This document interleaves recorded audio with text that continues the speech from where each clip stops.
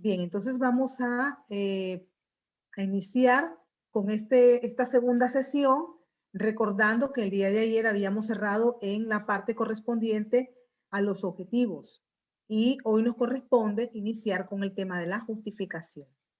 Vamos a rescatar la presentación, el PowerPoint que usamos el día de ayer y luego al finalizar esta PowerPoint vamos a presentar algunos ejemplos de cómo plantear el problema, cómo se plantea, un cuadro básico de estructura para el planteamiento y vamos a poner algunos ejemplos de objetivos y vamos a rescatar en práctica la teoría que abordamos el día de ayer. Un poco hablando de lo que es la justificación,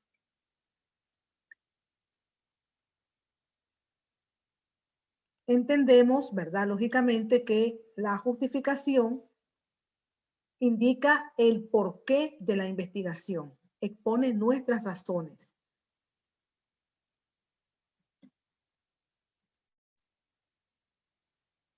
En este sentido, nos damos cuenta si nuestra investigación tiene o va a tener determinado peso y lo que rescatábamos también el día de ayer era un poco la importancia y el valor científico que puede tener nuestra investigación como tal. Vamos a hablar también de que la justificación podemos disgregarla o separarla y explicitarla desde diferentes ángulos. En este sentido, la justificación evalúa aspectos como la conveniencia, es decir, cuán útil puede ser nuestra investigación, para quién va a ser útil, qué tipo de utilidad va a generar. En algunos casos, prácticamente, dependiendo, como hacía ayer la mención de la universidad, te piden incluso que en algún momento cuantifiques, por ejemplo, tu problema de investigación. Eso sobre todo dependiendo de la modalidad bajo la cual vas a trabajar tu investigación. Eso se puede abordar un poco más adelante. Pero aquí entonces, en la justificación, es donde también se habla de un valor económico y vamos a explicar también posterior.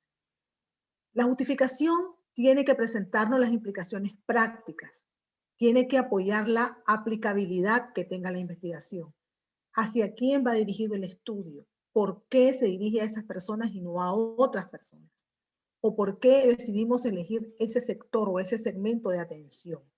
La relevancia social en cuanto a su trascendencia, cuáles son sus beneficios y concretamente a quién va a beneficiar. Eso tiene que quedar bien reflejado en la justificación. Igualmente, el valor teórico, es decir, cuál es el aporte que nosotros estamos realizando con esta investigación a la ciencia. Si yo estoy haciendo una investigación para encontrar una nueva vacuna para el ganado bovino o el ganado ovino, en la justificación tiene que reflejarse ese beneficio. Tiene que hablar de la importancia de esa vacuna que yo estoy investigando. Y también hablamos en algún momento de la utilidad metodológica, es decir, qué tanto puedo colaborar con el enriquecimiento de nuevas formas de trabajo.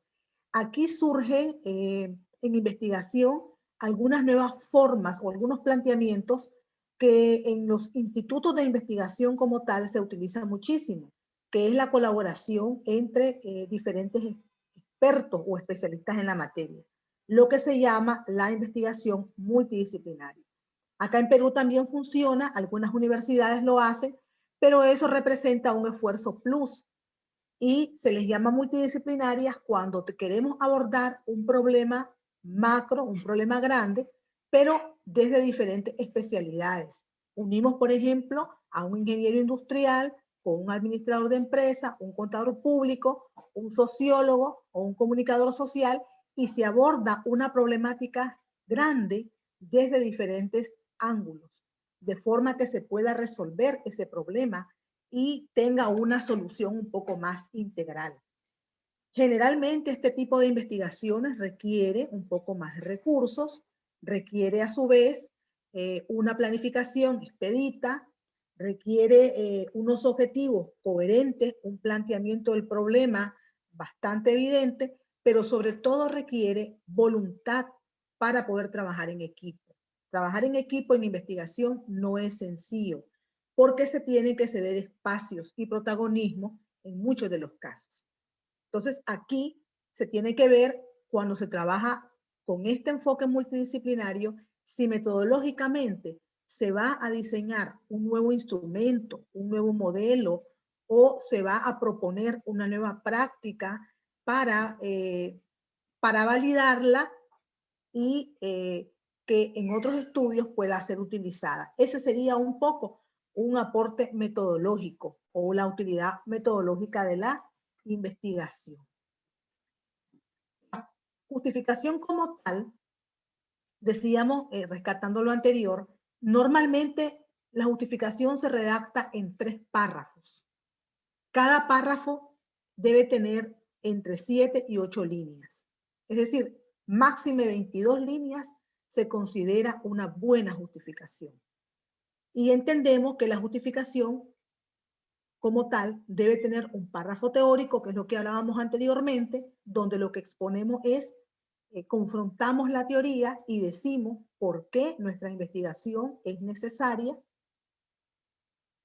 Creamos un párrafo práctico donde exponemos la importancia que tiene en la vida real la investigación que estamos proponiendo. Y por último, no menos importante, un párrafo metodológico que diga exactamente qué es lo nuevo que yo estoy proponiendo o qué técnicas voy a utilizar, qué herramientas metodológicas voy a utilizar para poder llevar a cabo o desarrollar esta investigación. Esto es de manera general. Sin embargo, en la práctica existen diferentes niveles de exigencia de cómo se deben de presentar las justificaciones. Hay algunos autores que proponen que la justificación debe de ser en diferentes ángulos. Debe haber una justificación económica de la investigación, una justificación social, una justificación medioambiental o ambiental y una justificación incluso política. Política en el sentido no de política de Estado relacionado con el gobierno, sino política en el sentido de un nivel macro. Cómo se ve la investigación inserta dentro de una realidad nacional como tal. Pero ese tipo, incluso hay otros autores que agregan la justificación práctica también, pero vista desde la practicidad para la profesión o para el tesista, en este caso, que está desarrollando dicha investigación. Entonces, existen diferentes formatos de cómo poder presentar la investigación, la justificación, y en este caso, el más sencillo o el que normalmente se utiliza es este que les estoy compartiendo, que esa justificación de 3 párrafos se divide en un párrafo teórico, un párrafo práctico y un párrafo metodológico. Ahora, en la justificación tiene que quedar muy claramente evidenciada la viabilidad. La viabilidad que consiste básicamente en decir si nuestra investigación se va a poder realizar o no. De ahí, por ejemplo, se ve también la parte económica de la investigación. El día de ayer hablábamos que cuando se planifica la investigación debemos de realizar o elaborar un plan que determine los recursos que vamos a requerir para hacer la investigación. Entonces, en la justificación, si hablamos de desglosarle una justificación económica que tenga ese modelo, tenemos que reflejar por qué es importante realizar esa investigación y tenemos que decir si contamos con los recursos económicos para desarrollar ese proceso investigativo. ¿Qué es lo que va a generar? Si yo me propongo hacer el diseño de un equipo o de una maquinaria, porque soy estudiante de mecatrónica, en la justificación yo tengo que exponer de forma clara que yo cuento con los recursos necesarios para poder hacer el proceso de de renta, por ejemplo, de equipos para poder hacer las pruebas, porque no, de repente no es necesario que compre o que adquiera los equipos y maquinarias simplemente para hacer lo que me propongo. Entonces, tiene que explicarse en esa parte de la justificación que se cuenta incluso con alianzas, con talleres, o que tenemos la posibilidad de hacer la investigación, probar este nuevo equipo dentro de las instalaciones de la universidad, que tiene un laboratorio completo, por ejemplo. Entonces, en la justificación eso tiene que quedar bien reflejado. Ahora, es valioso también que nos podamos apoyar para justificar de cierto material escrito. Es decir, hablábamos anteriormente de que hay un párrafo teórico relacionado con la epistemología. Entonces, aquí, en mi justificación, yo puedo hacer alusión a un concepto teórico o a una teoría que un experto haya expresado anteriormente. Y en función de esa teoría, de ese concepto que existe, entonces yo planteo y sustento el por qué es necesaria mi investigación. Normalmente este tipo de referencias hacen más alusión a las ciencias sociales, sobre todo. En las ciencias económicas es un poco diferente el tratamiento de ese párrafo teórico. Ahora, aquí también no debemos nosotros incluir temas y problemas, como mencionábamos ayer, basados solo en opiniones personales. Yo no puedo justificar mi investigación y decir que mi investigación es valiosa porque he realizado una revisión y he elaborado un instrumento previo, una entrevista, un sondeo, una lista de cotejo, y me he dado cuenta de que existe un vacío en ello, dadas las entrevistas obtenidas. Eso no es válido para una justificación. Yo puedo utilizar ese tipo de instrumentos para que mis resultados sean un poco más robustos, pero en este momento para la justificación no es válido, porque no podemos justificar hacer un párrafo teórico basado solo en conocimientos empíricos. No puedo afirmar yo que mi justificación es necesaria y que tiene fundamento solamente porque a mí me gusta el tema o porque está dentro de mi campo de acción como investigadora.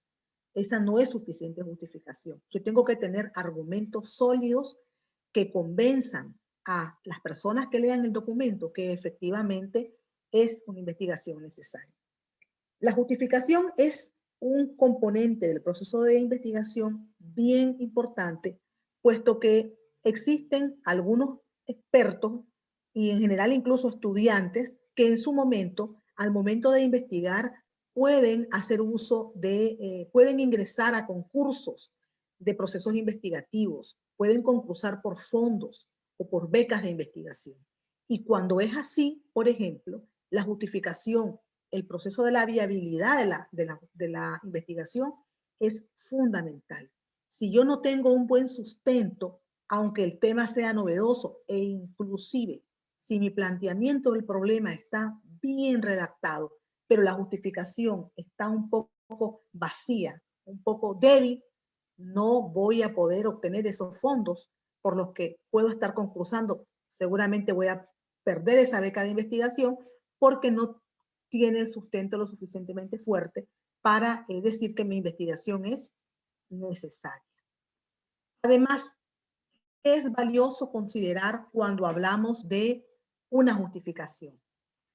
Lo primero, ayer hablábamos de que nos vamos a ir dando cuenta que nuestro tema elegido es posible que tenga vacíos y no estamos convencidos de ello y entonces seguimos caminando en el proceso de investigación. Cuando llegamos al punto de la justificación, nos vamos a dar cuenta si efectivamente nuestro tema es pertinente y si el planteamiento está bien hecho. ¿Por qué? Porque si nuestro tema no está bien planteado, significa que no hemos realizado un buen proceso de investigación documental previo. O sea, nosotros tenemos desconocimiento del porqué de ese tema. a profundidad. Y entonces no vamos a poder justificarlo. Como decíamos antes, si la justificación está débil, vamos a tener ese cuello de botella ahí y aunque continuemos, nos va a tocar luego retroceder.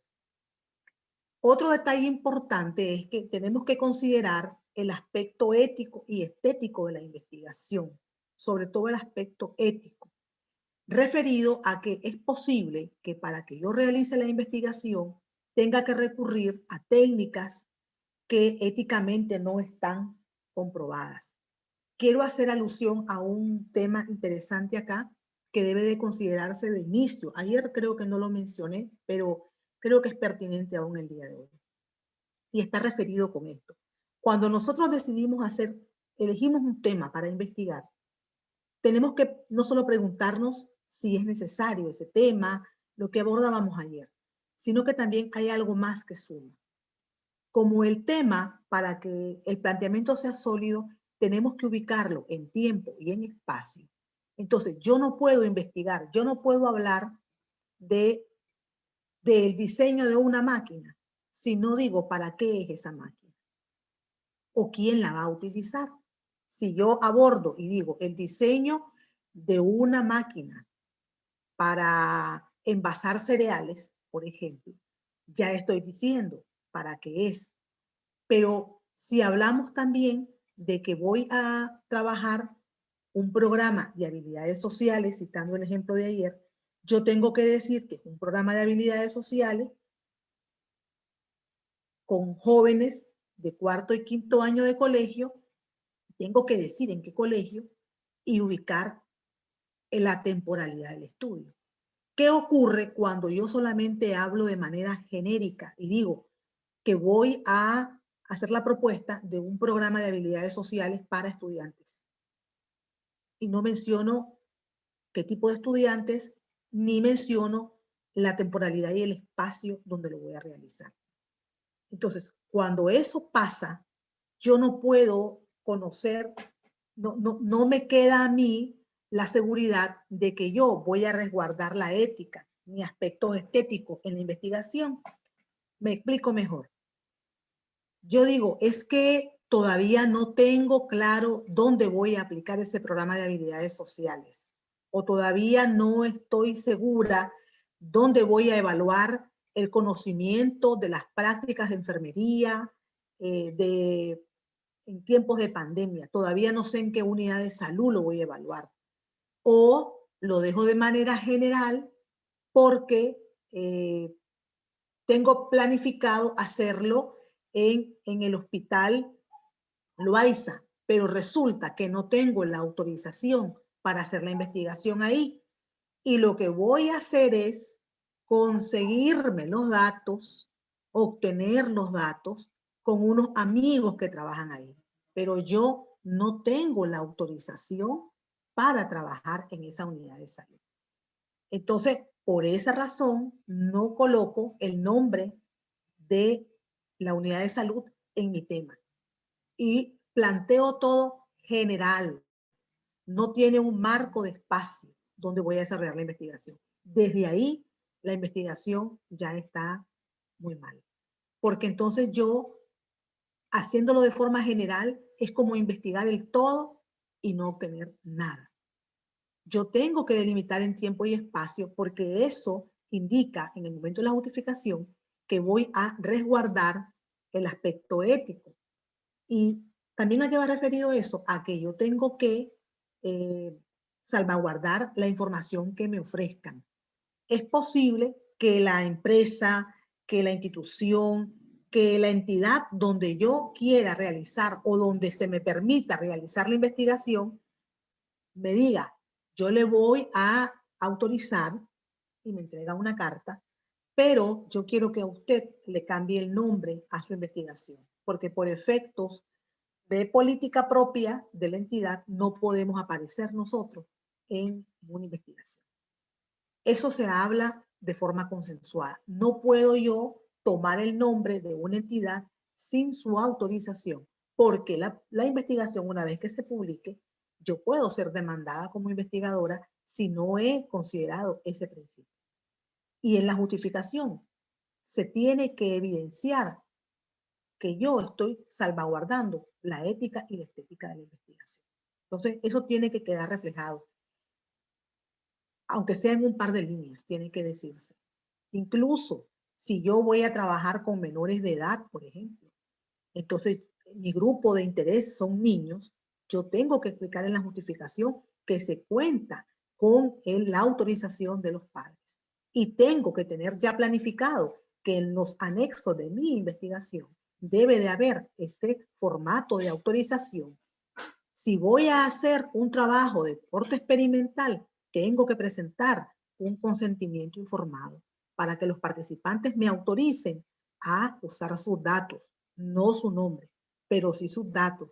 Y eso tengo que reflejarlo en anexos, pero igual tiene que ir reflejado en la justificación, en esa parte ética. Eso es fundamental. Si eso no va expuesto, lógicamente estamos en el entendido de que va a tener un vacío.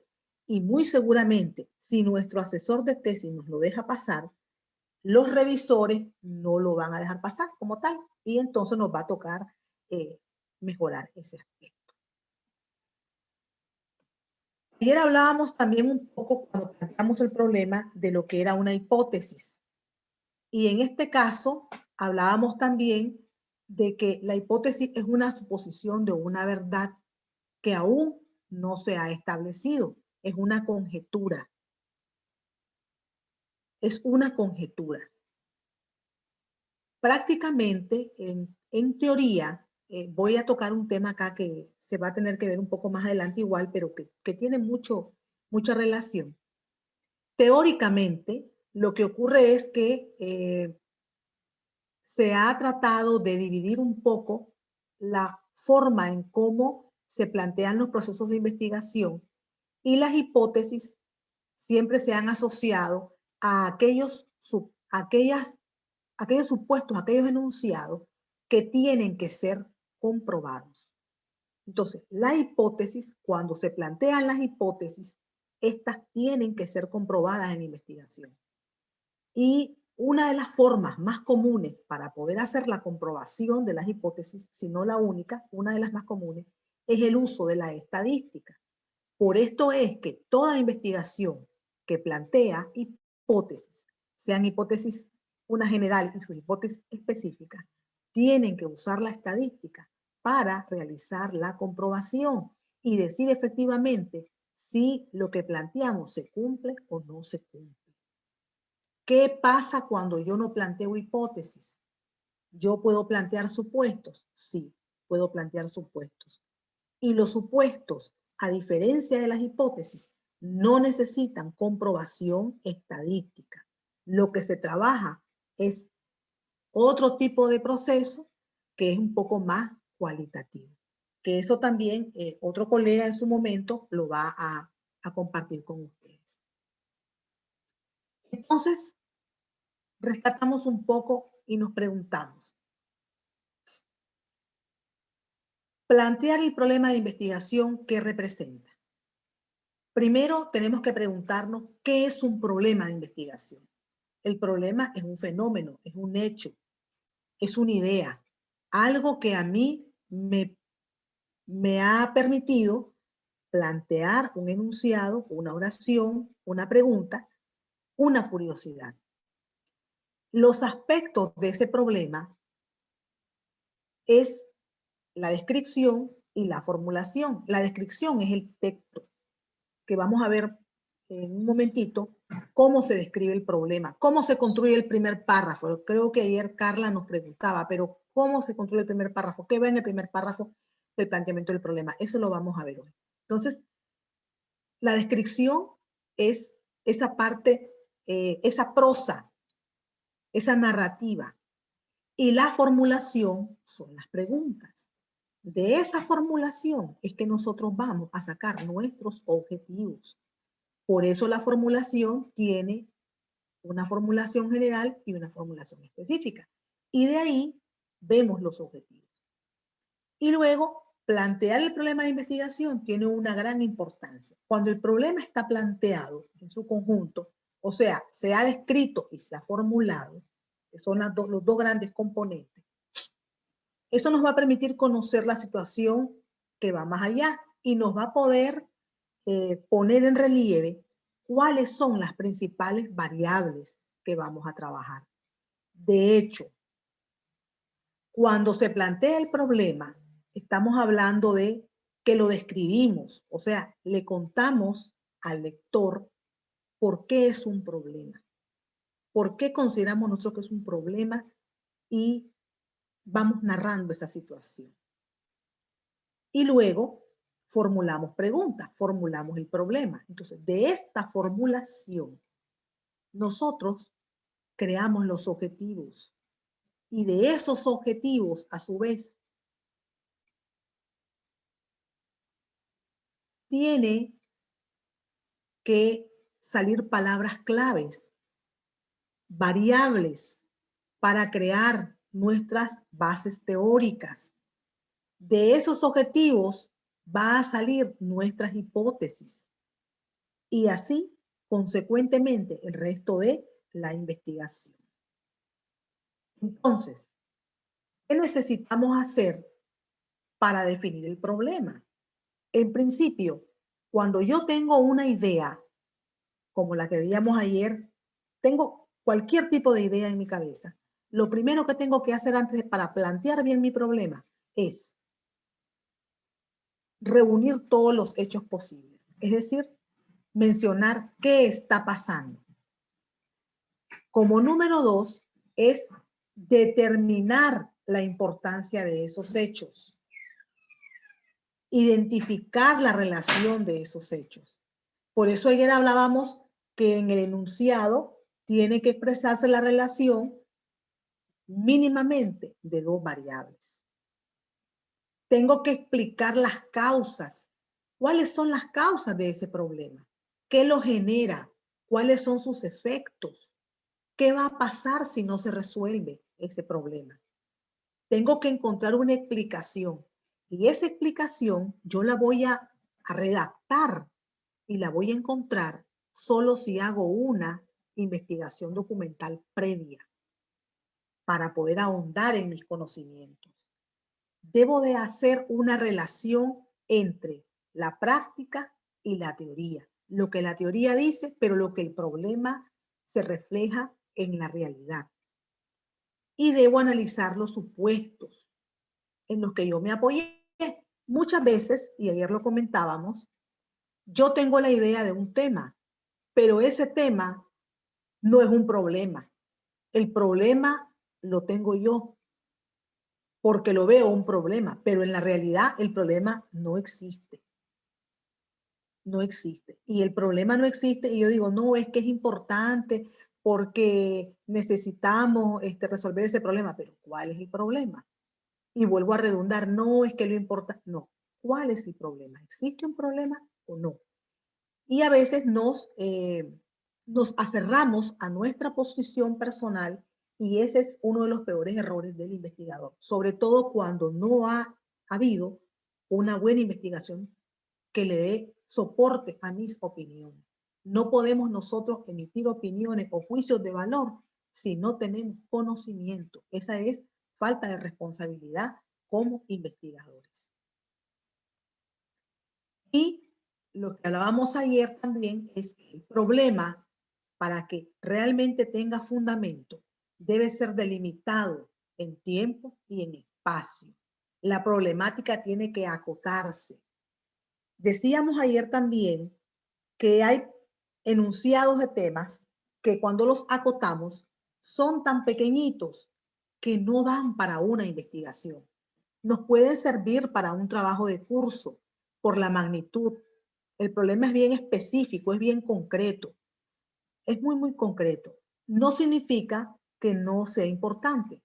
Ahora, si de ese estudio yo demuestro que utilizando un método inductivo yo puedo perfectamente irradiarlo y generalizarlo, entonces es posible que se convierta en un tema de investigación.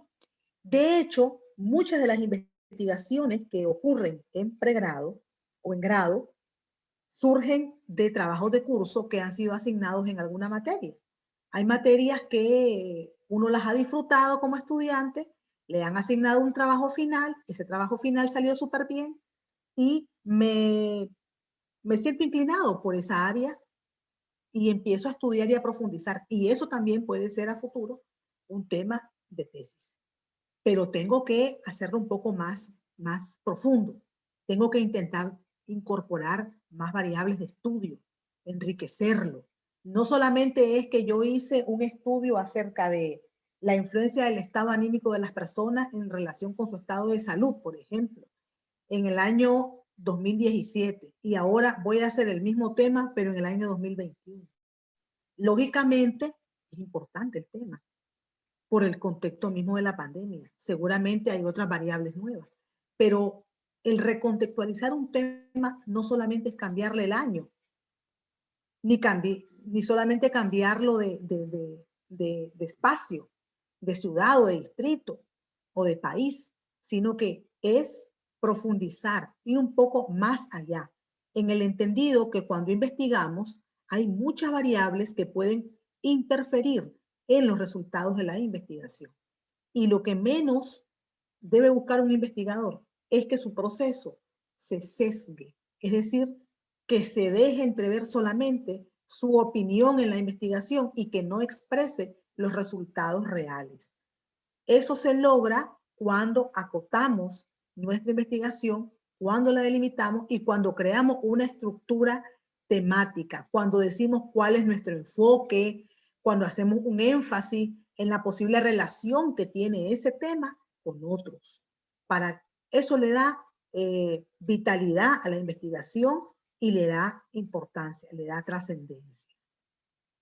Ahora, reafirmando un poco esta lámina, la anterior, aquí hay que detenerse un momentito y pensar un poco en la cronología. Dependiendo de la especialidad y dependiendo del tema que estemos investigando, nosotros podemos utilizar rangos o fechas cronológicas amplias. Para los amantes de la economía, por ejemplo, o de la banca y finanzas y de los temas financieros, es muy posible que ellos estén inclinados a este tipo de estudios, donde haya un estudio cronológico. Ellos hacen estudios donde normalmente son comparativas de un rango de años determinado. Yo quiero saber, por ejemplo, el déficit presupuestario y sus efectos en la región X en el periodo 2000 al 2015. Y hago un estudio estructural de casi 16 años. Entonces, ese es un estudio grande, cronológicamente. ¿Es posible? Sí. ¿Es factible? Quizás. Pero está acotado y requeriré seguramente mucha información estadística y una data de muy buena, que tenga un alto grado de confianza para que los resultados no sean sesgados. Ahora, la ubicación, la localización geográfica también es importante. En este caso, citando el ejemplo anterior de los economistas o de los expertos en finanzas, la localización para ellos es básica, pero no es tan valiosa. Para ellos lo más importante es la cronología. Sin embargo, para las ciencias sociales, para la psicología, el trabajo social, la medicina, es básico la localización geográfica. En la estructura temática de nuestra delimitación del problema, tenemos que tener claro nosotros el tipo de investigación que vamos a abordar, ¿verdad? Entonces, prácticamente lo que queremos es, y vamos, no quiero meterme todavía un poquito en los tipos de investigación, pero ahí tenemos que decir, no tiene que expresarlo de forma directa, pero sí tiene que dar una pequeña luz del tipo de investigación que yo voy a trabajar, para que se sepa lo que más o menos, o el lector se imagine lo que va a encontrar en ese documento. Y un poco este proverbio, tener solo un poco de conocimiento es peligroso, pero la ignorancia pura es letal, ¿verdad? Y hasta ahí esta primera esta parte, les quiero compartir también a ustedes un poco la estructura de cómo podemos plantear básicamente el problema, ¿verdad? Permítanme buscar en mi carpeta y vamos nosotros tenemos por aquí, creo, vamos a ver. Déjenme ver un momentito y vamos a buscarlo por acá. Creo que lo tenemos aquí. Es un Word. Entonces, para que veamos un poquito el tema del planteamiento del problema.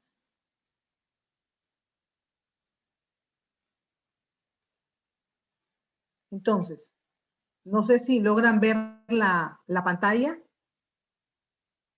Si alguien me puede... No se ve nada. No se ve nada. Ok. Entonces vamos a ver si cerramos aquí y vamos a compartir nuevamente. Porque me interesa que vean esta parte. Un momentito. Aquí está. Me dicen, ¿ahora sí se logra ver? Sí, ahora sí. Entonces, miren, este cuadrito lo vamos a compartir también en la plataforma.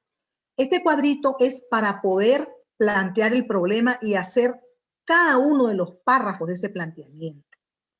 Entonces, se ha dispuesto de esta manera. Lo conveniente es poner el tema. Yo pongo mi tema aquí, bien redactado o mal redactado, no importa. Yo pongo mi tema y pongo mi línea de investigación y pongo mi objeto de estudio. En estos primeros momentos, no importa si la redacción es una redacción inicial. No tiene que darnos vergüenza de eso, para nada. Solo lo ponemos. ¿Por qué? Porque este es el primer paso que hay que hacer. Es cuando se nos vino la lluvia de ideas y lo empezamos ahí. De estas 3 casillas que tenemos aquí, tiene que salirnos un título que no sea mayor de 15 palabras. Los títulos no pueden ser demasiado grandes. ¿Por qué? Porque cuando más grandes sean, mayor cantidad de variables va a tener y va a ser más compleja su medición.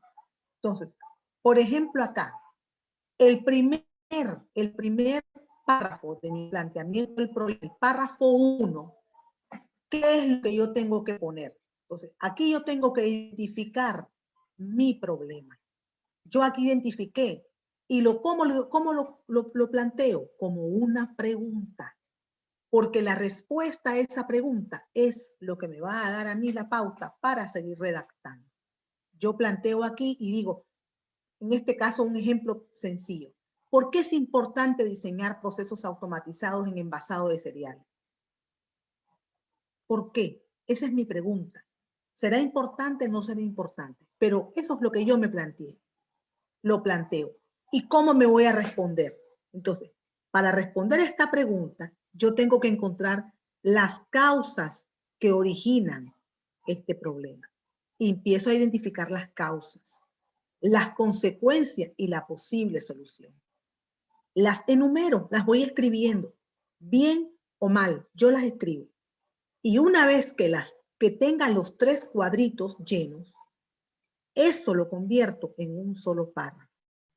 Entonces, vean cómo me quedó ya esos 3 cuadritos, que es la causa, la consecuencia y la posible solución.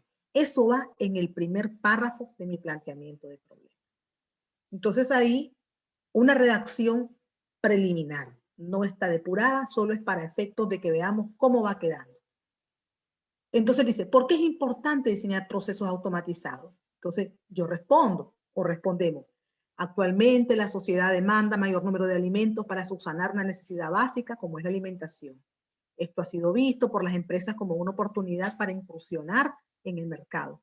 Concretamente, la demanda de cereales ha aumentado por los cambios en el comportamiento del consumo de las personas. Las empresas mismas se han dado cuenta, a su vez, que el producir cereales representa un reto al momento de fabricar grandes cantidades, ajustadas a la demanda del mercado. Por tal razón es que se genera valioso el que se automaticen los procesos de envasados de cereales como respuesta a esta problemática. Entonces, ahí yo tengo las causas de por qué es un problema, las consecuencias si no lo resuelvo, y lo que yo creo es una posible solución. Y en esos tres componentes tengo mi primer párrafo del problema. El primer párrafo, nada más. Ahí lo tengo construido. ¿Qué voy a poner?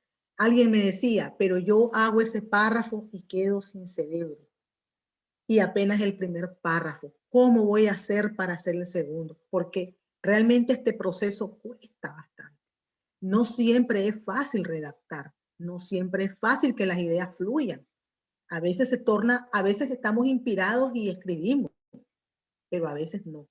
En América Latina, tenemos una característica muy particular. Somos culturas de tradición oral. Eso quiere decir que como persona somos mejores hablando que escribiendo. Por eso nos cuesta hacer la tesis, nos cuesta escribir un libro. Si no nos costara tanto, todos fuéramos escritores, tuviéramos ese don de escribir y tuviéramos publicaciones sin fin, que no es el caso. El segundo párrafo, ¿qué voy a colocar en mi segundo párrafo del planteamiento del problema? En el segundo párrafo voy a contextualizar. Es decir, voy a delimitar mi tema científico y voy a describir y especificar qué voy a investigar. Vuelvo a poner aquí el problema, pero esta vez ya no voy a hablar como en el primer párrafo de las causas, las consecuencias y la solución. No. Mi segundo párrafo habla de qué otros actores se ven involucrados, qué alcance geográfico tiene mi tema o mi problema y qué debo hacer para buscar la solución. Siempre esa parte, esa colita, va al final, la parte de la solución. ¿Ven por qué anteriormente mencionaba la importancia de acotar el tema en tiempo y espacio? Porque en el planteamiento del problema tiene que decir que mi problema no es resolver el envasado de cereales en todo el mundo. Con ese diseño que voy a hacer, voy a resolver cierta parte del problema, pero no voy a resolver el envasado de cereales de todo el mundo. Entonces, tengo que decir. Entonces, vemos aquí un poquito cómo nos quedó este párrafo, donde dice que otros actores se ven involucrados, qué alcance tiene el problema y qué debo saber para buscar la solución. Recordemos que el problema es el diseño, porque es importante diseñar procesos automatizados en envasado de cereales. Aquí tenemos que en el proceso de envasado de cereales, ¿verdad? Estamos hablando que primero van los actores. Se debe de considerar el que las empresas de alimentos asumen que un proceso de automatización está ligado a los costos y que representa ajustar los procesos que pueden desarrollar actualmente. Lo que no siempre es positivo si se estima que representa cambios en la administración de la producción. Es decir, si yo automatizo, si soy una empresa pequeña y voy a automatizar mi proceso, eso implicará que yo tenga que invertir. El poder automatizar el envasado de cereales es una problemática a nivel latinoamericano, dado que este tipo de sectores existen todo tipo de empresas, desde empresas familiares hasta medianas empresas, que pueden llevar a automatizar sus procesos, lo que les implicaría aprovechar las oportunidades del mercado y alinearse con la tecnología. Entonces yo contextualizo y digo que esta problemática es común a otros países del área. No solamente es en Perú, en muchos otros países. No abordo con detalle, pero hago una pequeña aproximación. Ahora, para saber que esta problemática no ocurre en Europa, por ejemplo, yo tengo que haber leído previo antes de redactar esto. Y es a lo que me refería anteriormente. Si yo no hago una búsqueda sobre mi tema, yo no voy a tener la base para plantear. Ese es el segundo párrafo, la contextualización. El tercer párrafo se refiere a estudios que han realizado otros investigadores sobre este mismo tema. Aquí vamos a presentar qué otros casos como este han sido estudiados. Ese es el tercer párrafo. ¿Qué tanto se conoce sobre este problema en el mundo y cuál es el aspecto más gravitante en nuestra comunidad? Es decir, ¿por qué es valioso para el contexto local este problema? El problema sigue siendo el mismo, no es que sean problemas diferentes, pero el tercer párrafo se refiere a hacer una comparativa entre lo que yo estoy proponiendo o de lo que yo propongo como un problema y la experiencia que han tenido otros estudiosos que le dan respaldo a que mi problema es real en otros contextos. Entonces aquí vemos el párrafo. En el párrafo se expone lo siguiente. Sobre los procesos de automatización de envasado de cereales se encuentran otras experiencias relacionadas con la industria cervecera, al igual que el diseño de embotelladoras en la industria láctea, empresas de líquidos densos, entre otras. Pero la mayoría relacionadas básicamente a los líquidos y no propiamente a alimentos secos o cereales. El tema es bastante novedoso a nivel nacional, aun cuando a nivel de Latinoamérica, Estados Unidos, Europa y Asia, sí existen algunas experiencias, pero sobre todo relacionadas con empresas multinacionales como Nestlé, Kellogg, Pop, entre otras. Lo que representa el poder realizar el diseño del proceso de automatización del envasado de cereales para Perú es una oportunidad para la mediana y pequeña industria local. Lo que nos interesa a nosotros es que ese diseño de esa máquina vaya para las MIPES. No nos interesa que nos lo compre un grupo industrial que exporta. No es ese el sentido. Y eso se va a expresar en la justificación. Entonces, recapitulo. El primer párrafo se llama la problematización. El segundo párrafo es la contextualización. Y el tercero se refiere a estudios sobre el tema. ¿Qué viene en el cuarto párrafo? En el cuarto párrafo vienen los aspectos del problema que no han sido abordados. ¿Por qué es valioso esta parte? Porque aquí es donde yo le doy la relevancia a mi investigación. Yo digo, se ha estudiado en otros lugares, pero lo que yo quiero hacer es esto. Esto es el plus que voy a hacer con mi investigación. Y entonces, ¿cómo voy a redactar este párrafo? Tengo que redactarlo en función de explicar qué efectos perniciosos está produciendo o se podría producir si no soluciono este problema. O sea, ¿qué va a pasar si no se diseña esta máquina? Por ejemplo, ¿qué aspectos del problema que no han sido estudiados está empeorando esta situación? Y explica también por qué es elegido este tema para investigar. Fíjense que esta colita de acá nos va a dar el hilo conductor para llegar a la justificación. Entonces, aquí hay un párrafo, si se fijan, un párrafo un poquito más grande, ¿ven? En relación a los demás. Aquí los párrafos, si se han percatado ustedes, tienen de 3 a 7 líneas. Aquí este es un poquito más grande. ¿Es permisivo? Sí, pero tiene que tener muy buena coherencia. Aun cuando esta es una redacción preliminar, veamos aquí los aspectos. Tiene que explicar los efectos, el aspecto del problema que no ha sido estudiado y el por qué es elegido el tema. Entonces aquí lo explicamos de esta manera. Como tal, el poder contar con el diseño automatizado representa incrementar la demanda, costos más bajos, llegar a nuevos mercados con los cereales, lo que le da la oportunidad de que mayor número de familias peruanas puedan alimentarse contando con alternativas nutritivas al alcance de sus bolsillos. Si se estima que actualmente los cereales envasados que se ofertan en diferentes establecimientos comerciales en el país son los que producen empresas multinacionales, las cuales tienen estructuras de precios que no se encuentran al alcance del bolsillo de muchas de las familias peruanas. Existen pequeñas y medianas empresas nacionales dedicadas a la producción de cereales que no logran competir porque precisamente sus costos de producción se encuentran mucho más altos, dado que aún realizan los mismos de manera artesanal. Se ha seleccionado este tema considerando que el diseño de este tipo de sistema aporta significativamente a la mejora de la calidad de la producción de las empresas. Eso tiene el tercer párrafo. Tiene que tener estos 3 componentes. Y luego tenemos el quinto y último párrafo, que es qué pretendemos con esta investigación. Y aquí igual tiene 3 aspectos. Precisar qué es lo que vas a investigar. Mencionar el propósito de la investigación. ¿Para qué va a servir este trabajo? Y explica por qué has elegido este tema y no otro. A quiénes y de qué forma va a beneficiar este trabajo. Este párrafo es valioso también para que se rescate, sobre todo cuando nuestra investigación tiene una connotación social fuerte. De aquí se puede derivar un poco la justificación del trabajo.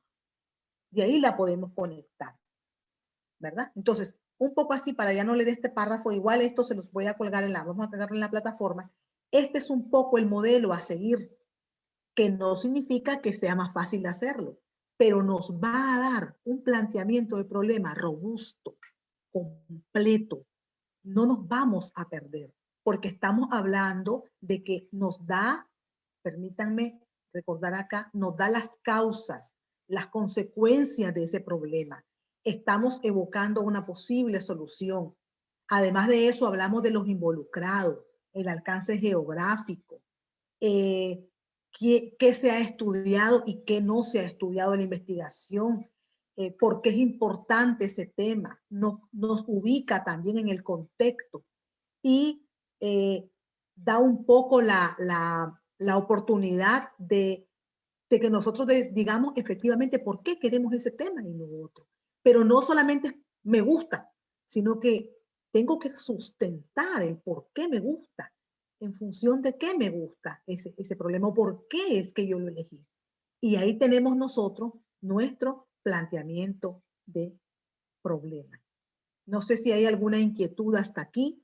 ¿Qué les ha parecido así brevemente este formato que no es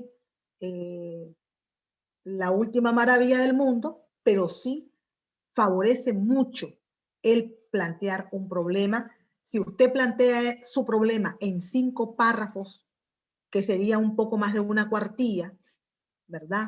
Viene a ser como página y media, más o menos, de repente, tomando en cuenta el espaciado y eso, usted va a tener un planteamiento sólido, efectivamente. Entonces, es valioso, ¿verdad?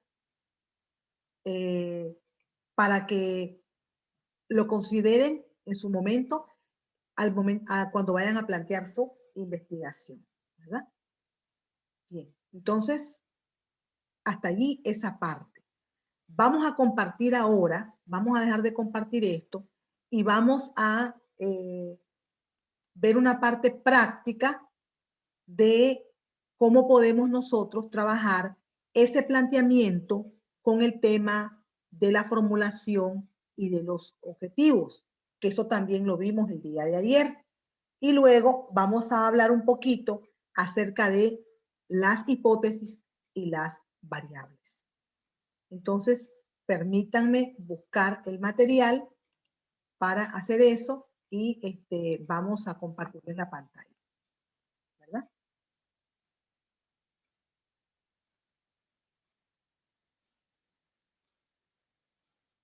Entonces, vamos a verlo acá. Un momentito. Para compartírselas y listo.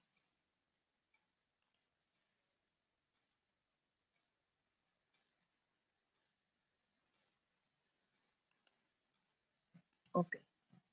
Vamos a compartirle entonces.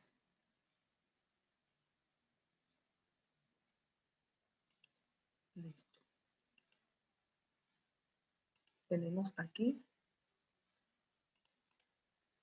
Estamos viendo ahí un poco el tema delimitado y los objetivos, porque el día de ayer hablamos un poquito alrededor de este tema de los objetivos, para verlo de forma más práctica, porque la teoría a veces es muy abstracta y no se capta. Entonces, vimos medianamente con ese Word cómo se debe de plantear el problema. Aquí vamos a compartirles, ya tenemos un tema delimitado, ¿verdad? Y vamos a ver, ahí. Vamos a presentarles un tema delimitado y un poco las preguntas problemas. Cuando veíamos en la diapositiva anterior, veíamos que el planteamiento del problema como tal tiene 2 grandes acápites.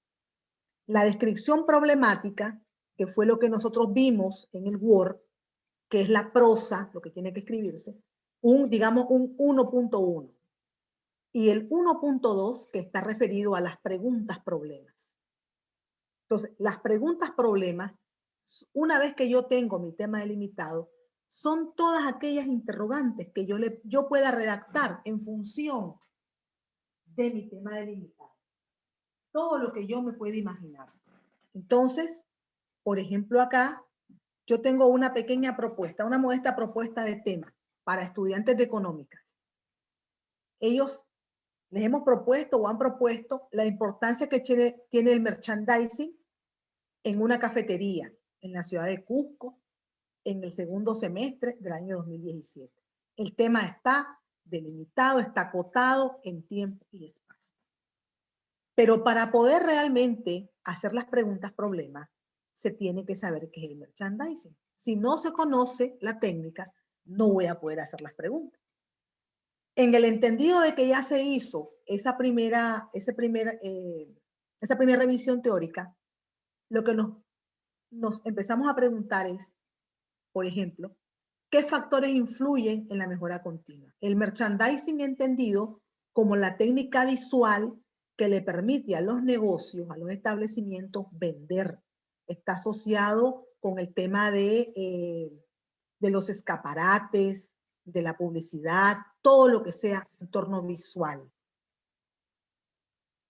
Y se preguntan cómo se puede mejorar básicamente estos procesos. Entonces, las preguntas problemas son preguntas que yo me hago. Entre ellas tenemos, ¿qué factores influyen en la mejora continua? ¿Cómo influye la atención al cliente en la baja afluencia de consumidores? ¿Qué tipo de servicios ofrece? ¿Qué papel juega el ambiente? ¿Y qué papel juega la implementación del merchandising en ese local? No vamos a ver solo este ejemplo, vamos a compartir otro más adelante. Entonces, esas son mis preguntas problemas. De esas preguntas problemas, nosotros tenemos que buscar las preguntas problema general y las específicas. Este es el acápite 1.2 de mi planteamiento de problema. Primero va la descripción problemática y luego va esto. Se plantea y se dejan planteadas las preguntas. Nada más, ahí no hay que responderlas. Porque lo que viene a continuación es estas preguntas, problemas. Yo defino cuál de ellas es la pregunta macro para convertirla en mi objetivo general y cuáles son las preguntas más pequeñitas para convertirla en mi objetivo específico. Aquí las preguntas están redactadas de forma aleatoria. Lo más conveniente es que utilicemos preguntas formuladas con una o planteadas con una fórmula inicial. Por ejemplo, que diga, ¿en qué medida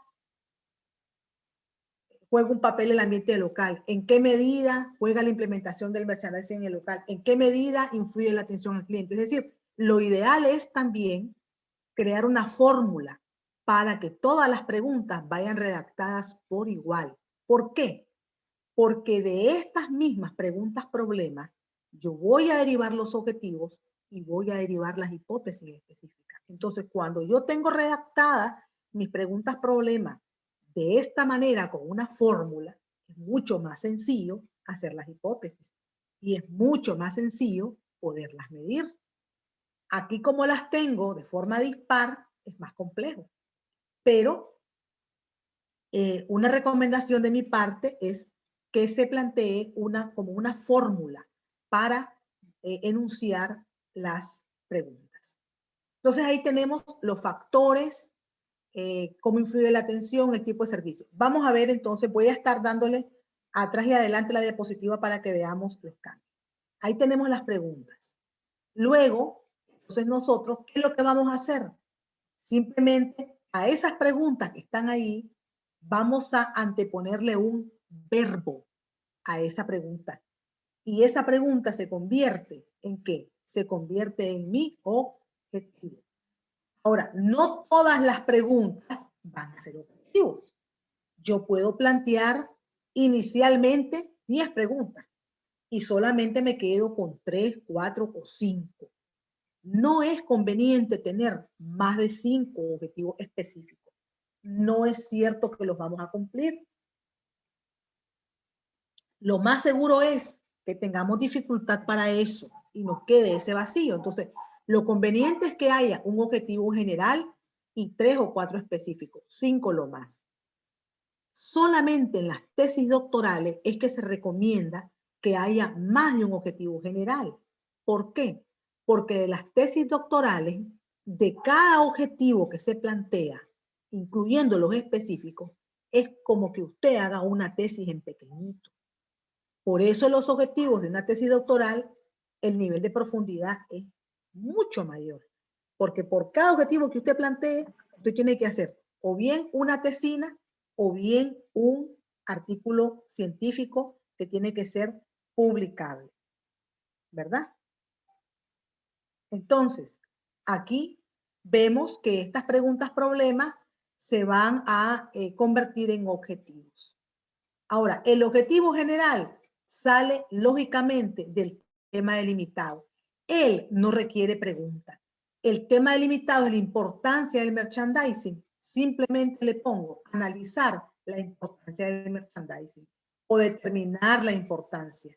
Para la creación de los objetivos existe lo que se le llama la taxonomía de Bloom, que es una tablita, un documento que tiene descrito todos los verbos que se pueden utilizar en dependencia del nivel de profundidad en la investigación. Entonces, no es lo mismo una investigación en medicina o en odontología o en enfermería o en psicología que una investigación en ingeniería.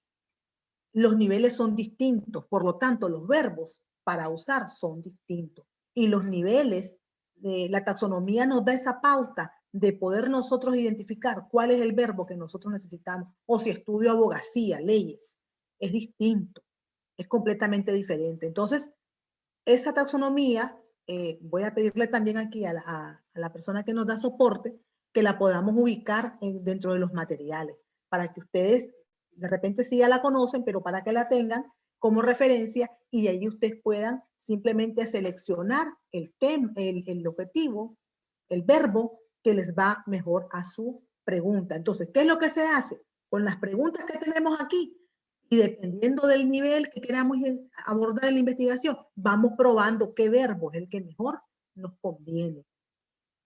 Muchos dicen, y recordando que el objetivo general debe ser el conjunto de estos objetivos pequeñitos, diciéndolo un poco a la inversa. La suma de los objetivos específicos debe ser el objetivo general.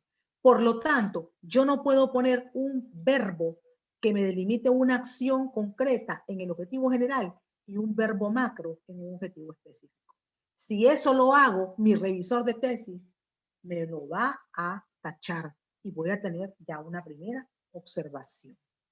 Entonces, aquí tenemos nosotros mi objetivo general, analizar la importancia, y como objetivos específicos, para poder analizar qué tengo que hacer, identifico, describo, explico y al final propongo.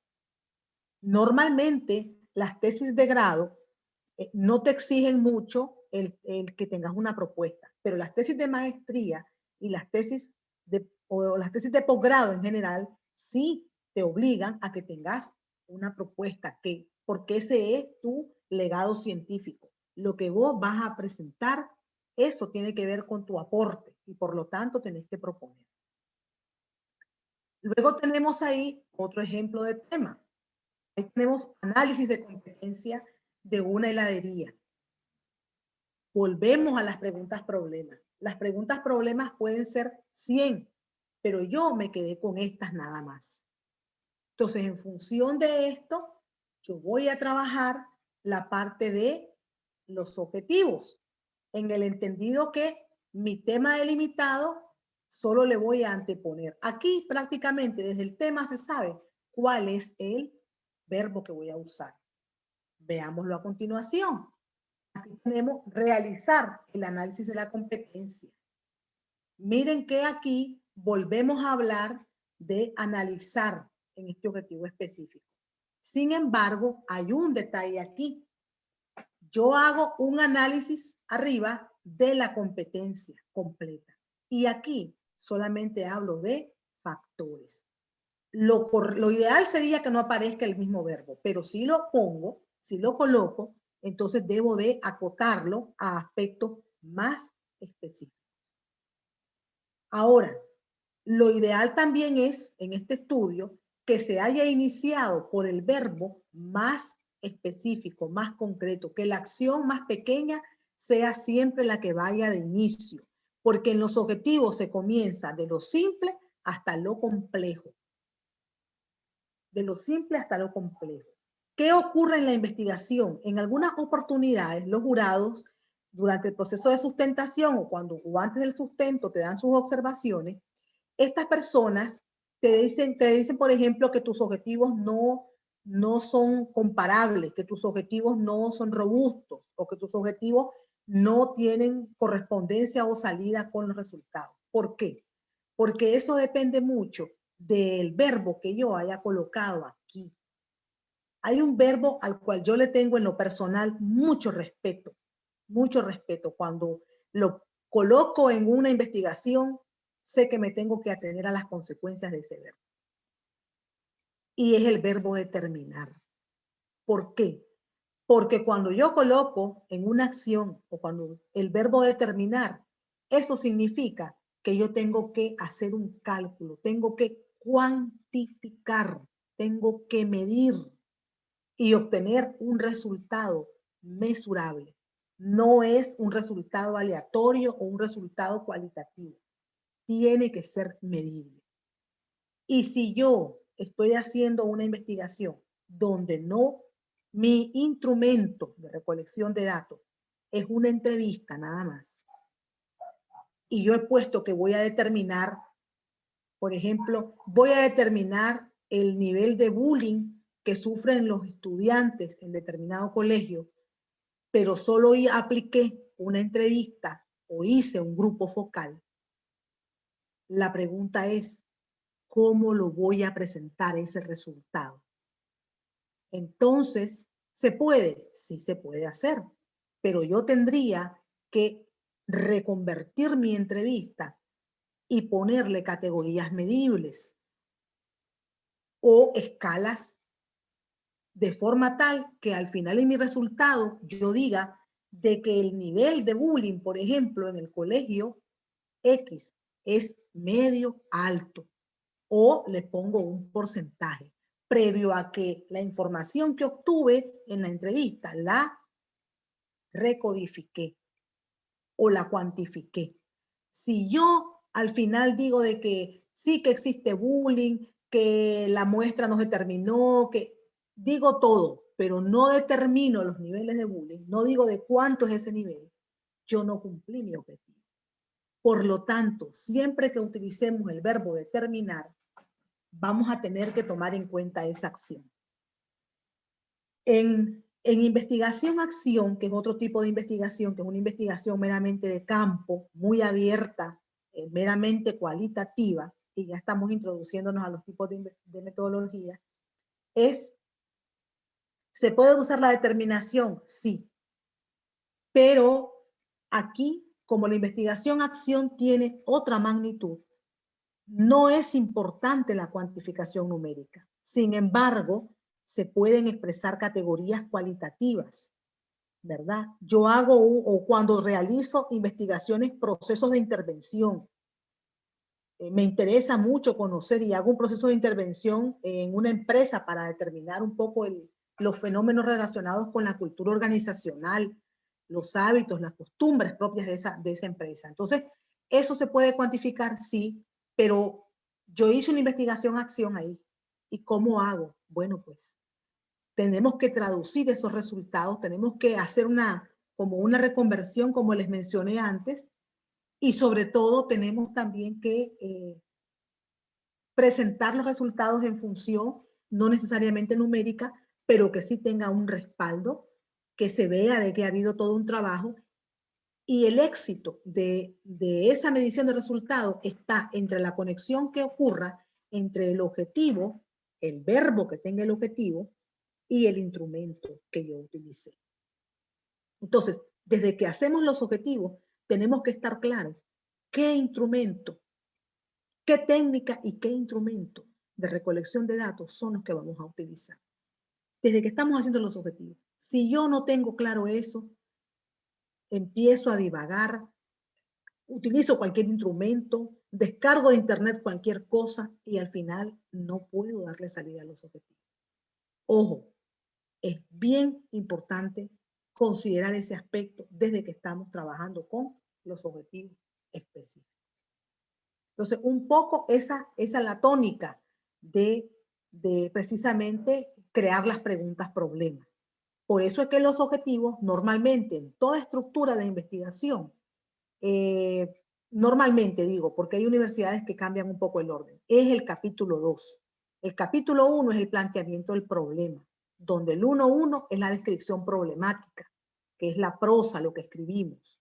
Y el 1.2 son las preguntas problema. Entonces el capítulo 2, o incluso el capítulo 2, dependiendo como les digo de la universidad, puede ser el 1.3, la parte de los objetivos. Y ese capítulo se denomina introductorio. Y ahí va el planteamiento del problema, van los objetivos y van otros aspectos. El 1.3 los objetivos, el 1.4 la justificación, el 1.5 los alcances, el 1.6 las limitaciones, que eran los que hablábamos el día de ayer. Eso de las estructuras pueden variar. Hay universidades que los objetivos no están desde el inicio del documento, sino que lo describen un poco más adelante. Los colocan incluso algunos después de la parte de antecedentes y bases teóricas. Yo personalmente no converjo con esa estructura, pero algunas universidades lo usan así y pues hay que respetar esa estructura. Pero lo ideal es de que el objetivo sea a continuación de la formulación de las preguntas problemas, porque así se ve la lógica. E incluso las hipótesis deben de estar posterior al planteamiento de los objetivos. ¿Por qué? Porque de los objetivos se derivan las hipótesis. Y ahí se ve el hilo conductor. No hay forma como se pierda el lector cuando existe una estructura descrita de esta manera. Aquí tenemos un ejemplo más. Podemos ir viendo otros ejemplos, pero es prácticamente lo mismo, ¿verdad? De la forma en cómo se estructuran del tema delimitado, cómo van saliendo las preguntas problemas y de las preguntas problemas, cómo vamos nosotros enfocando el tema de los objetivos. Bien, vamos a hablar entonces un poco ahora de otro de los aspectos que tenemos como prioridad abordar el día de hoy y que está referido no solamente a ver la parte práctica, pues, sino que también a abordar otros contenidos teóricos, pero que vamos a tratar en la medida de lo posible de poderlo ver de forma práctica también, porque esa es la mejor manera de comprender la teoría, ¿verdad? Valga la redundancia. Entonces, vamos a hablar un poquito acerca de las hipótesis y las variables como tal. Entonces, vamos a compartir la pantalla y para que veamos este tema de las hipótesis y las variables. Lo tenemos por ahí. Entonces, ahí tenemos lo que es una hipótesis y lo que son las variables. Quiero hacer mención aquí y vamos a ir introduciendo poco a poco el tema de los tipos de investigación. En los tipos de investigación existen diferentes clasificaciones. Hay por lo menos 6 o 7 formas de clasificar las investigaciones en base a criterios. Uno de los criterios más comunes se habla por el tipo de alcance de la investigación. En el alcance de la investigación hablamos de que la investigación puede tener un alcance cualitativo o un alcance cuantitativo. Entonces, ¿por qué hago mención de esta parte? Porque normalmente cuando hablamos de investigación cuantitativa es cuando se usa el término hipótesis y variables. Cuando hablamos de investigaciones cualitativas, no se habla de hipótesis, porque en la investigación cualitativa no hay comprobación de hipótesis. Lo que existen son que de las preguntas problema se crean supuestos o investigación o preguntas generadoras, le llaman otros expertos, o preguntas directrices. Pero no existen hipótesis, porque a los cualitativos no les interesa probar numéricamente nada. Lo que les interesa es el estudio a profundidad del fenómeno. No probar que un 90% opinó algo. Eso no es importante para ellos. Entonces, cuando es cualitativa, se habla de supuestos y entonces no se habla, en este caso, de variables. No se habla de variables.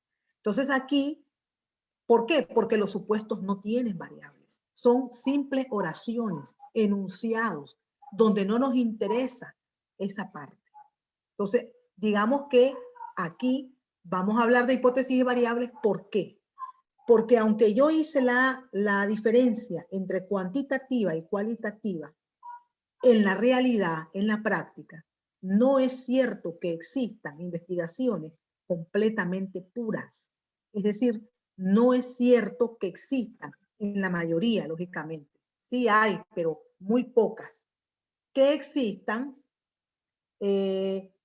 básicamente investigaciones 100% cuantitativas y 100% cualitativas. No es cierto. La mayoría de ellas, un alto porcentaje, son una combinación de ambas. Y de ahí es donde surge la famosa investigación mixta, que es una combinación de un poco de cualitativa con un poco de cuantitativa. Por eso es que vamos a hablar de hipótesis. ¿Por qué? Porque eso nos permite tener hipótesis.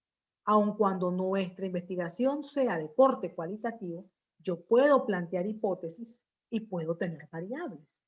Y puedo medir algunas cosas, aunque no sea el objetivo 100%, pero lo puedo hacer.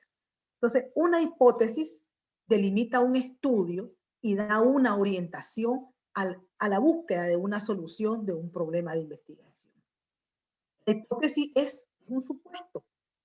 La diferencia entre un supuesto y una hipótesis es que la hipótesis básicamente nos interesa que quede reflejado de forma explícita el contenido de las variables, que las variables se vean ahí. Y en los supuestos no es tan trascendental. La redacción es un poco más libre. Entonces, las hipótesis son soluciones probables. Esto quiere decir que cuando yo planteo mi hipótesis y utilizo una técnica estadística para comprobarla, y la hipótesis que planteé no se comprueba, me sale falso, me sale que no es eso, que no es cierto lo que yo planteé. ¿La investigación está con defecto? No, la investigación está bien. Lo único que la hipótesis no nos dice que no se confirma lo que pensábamos, pero no que la investigación esté con defecto. Simplemente nos está diciendo que nuestra posición no es la correcta, pero que encontramos un conocimiento distinto al que esperábamos encontrar. No que no se ha encontrado nada. Ojo con eso, porque no puedo afirmar yo que una investigación es nula o que una investigación no sirve o es de mala calidad porque no se comprobó la hipótesis. No, eso no es cierto. No se comprueba y entonces yo al final concluyo que prácticamente lo que yo había planteado difiere, pero y empiezo entonces a dar mi opinión y en la discusión de resultados, ahí es donde yo también voy a presentar un poco el por qué fue lo que pasó, pero no significa que la investigación tenga defecto. Ahora, es importante entender que cuando tenemos una hipótesis, la hipótesis nos da la capacidad para establecer una relación entre las variables. Si yo estoy trabajando en una clínica, en el área de, o en un hospital y en el área de desarrollo organizacional, soy psicóloga o trabajadora social de profesión, y me interesa hacer un estudio con respecto a variables que han sido estas dos variables que les voy a mencionar han sido estudiadas en muchos contextos, pero aún así aportan. Es el hecho de la relación entre la motivación y el desempeño laboral. ¿Qué relación existe entre ellas? Entonces, cuando yo planteo mi hipótesis, eso me da la capacidad para vincular esas variables y para poder al final decir en qué proporción efectivamente en esa unidad de salud o en esa empresa o en ese colegio existe una relación vinculante o no entre la motivación y el desempeño laboral. Pueden haber muchos factores que incidan en que dicha relación sea positiva de forma significativa y en otros puede ser que no ocurra de esa forma. Y por eso necesitamos investigar. La función de las hipótesis es que una hipótesis nos da una explicación inicial. Está planteando lo que nosotros creemos de inicio, que puede ser algo equivocado o no. Puede ser que estemos equivocados, ¿verdad? Es posible. Pero la verdad es que es importante también entender que esa posición inicial va a ser comprobada. Igual la hipótesis me sirve a mí para estimular la investigación. ¿Por qué? Porque una vez que yo planteo la hipótesis, yo tengo que ser responsable de poderla comprobar. Toda hipótesis tiene que ser comprobada. Si usted no tiene la intención de usar la estadística para plantear esa hipótesis, entonces mi modesto consejo es que no plantee hipótesis. Si usted no quiere, he conocido algunos profesionales que dicen, no, es que yo no quiero, a mí no me interesa hacer nada con estadística, entonces no plantee hipótesis. Porque si usted plantea hipótesis, tiene y le van a mandatar que las compruebe. Y la única forma de comprobarla, o la forma más conveniente de comprobarla, es usando la estadística, haciendo pruebas de uniformidad y tiene que usar parámetros, ¿verdad? Estadísticos como la T-Student, como la Chi-Cuadrado, como un análisis ANOVA, pero tiene que usar uno de ellos. No puede librarse. Entonces, si usted hace hipótesis, tiene que comprobar. Ahora, la hipótesis también nos da la pauta para conocer la metodología. Veíamos en los objetivos que desde que formulábamos el objetivo, sabíamos más o menos qué tipo de técnica vamos a utilizar. Pues entonces en la hipótesis se termina de comprobar. ¿Por qué? Porque si yo en mi hipótesis establezco la relación entre las variables, porque estoy trabajando 2 o 3 variables, entonces yo tengo que saber, tengo que tener claro también que no puedo trabajar con una sola técnica de recolección de información. Para que mi investigación sea robusta, tenga peso, sea sólida, tengo que trabajar por lo menos, si es una tesis de grado, por lo menos con 2 instrumentos de recolección de datos.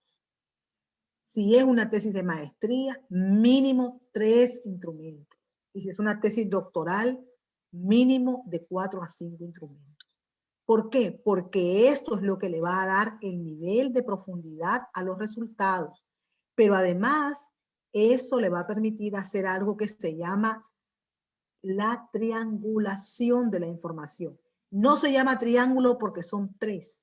Se llama triangulación porque hace un cruce de datos de lo que obtuvo en una técnica con lo que obtuvo en la otra. Incluso yo puedo decidir usar una técnica que se llama encuesta y de la encuesta puedo crear 3 y 4 cuestionarios y se me convierten en 4 instrumentos diferentes, donde voy midiendo en cada uno de ellos diferentes elementos, que al final va a ser la suma. Cuando yo los triangule, voy a tener un resultado más sólido, porque no me voy a quedar con la opinión de lo que me expresaron en un solo instrumento. Entonces, en la hipótesis, ahí también me da el valor, me da ese plus de indicarme exactamente qué es lo que yo voy a usar como técnica de recolección de información. y me da el criterio, como vemos aquí, el criterio para valorar la técnica de la investigación. Ahora, la hipótesis también me da un principio organizador. ¿Por qué? Porque las hipótesis normalmente, si hay objetivos generales y objetivos específicos, por lo común se trabaja siempre con hipótesis, una hipótesis general e hipótesis específicas. Pero eso también depende del tipo de estudio que usted vaya a hacer. Si usted, por ejemplo, está en el área de las ciencias sociales, lo más seguro es que le interese hacer estudios que tengan que ver más con procesos de experimentación. Por lo tanto, si es así, a usted no le conviene formular una hipótesis general y hipótesis específica, sino que lo que le interesa o lo que le conviene más es hacer una hipótesis nula y una hipótesis alternativa o hipótesis de investigador, que eso no es más que la misma hipótesis general, una redactada en positivo y una redactada en negativo. Y eso es lo que usted va a comprobar. Ya no necesita hipótesis específica. Por eso es que la función de la hipótesis es organizar el conocimiento y organizar en función de solucionar el problema de investigación. Entonces, aquí vemos, por ejemplo, algunos tipos de hipótesis. Las hipótesis científicas, que eran de las que les hablaba, pueden ser nulas y alternativas. La hipótesis estadística se utiliza más para ramas relacionadas con las pruebas más relacionadas con ciencias más exactas.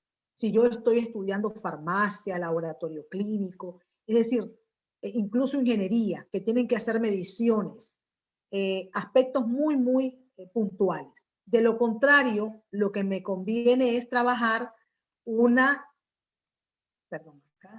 hipótesis nula y una hipótesis alternativa.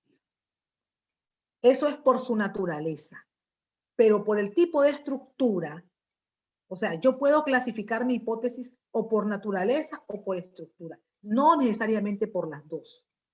Cuando son estudios experimentales, sobre todo relacionados con las ciencias sociales, lo conveniente es que se clasifiquen por su naturaleza como científica y se crea o se diseña una hipótesis nula y una alternativa. Nada más. No significa que tiene que usar la siguiente clasificación. Cuando no hacemos estudios experimentales, entonces nos conviene usar la clasificación de la estructura y podemos hacer hipótesis de una sola variable o bien donde haya dos o más variables. Cuando hay dos o más variables, lógicamente va a haber una asociación de variables o bien una depende de la otra. Y ahí es donde surge el famoso concepto de la variable independiente y la variable dependiente. ¿Cuál depende de cuál? Eso es cuando tenemos una hipótesis organizada de acuerdo a la estructura que puede tener dos o más variables. Y entonces aquí vemos que la formulación adecuada de una hipótesis, ¿verdad? Tiene que tener los siguientes requisitos. Primero, debe referirse a una realidad. La hipótesis dijimos que era un supuesto, pero no puede basarse en la fantasía.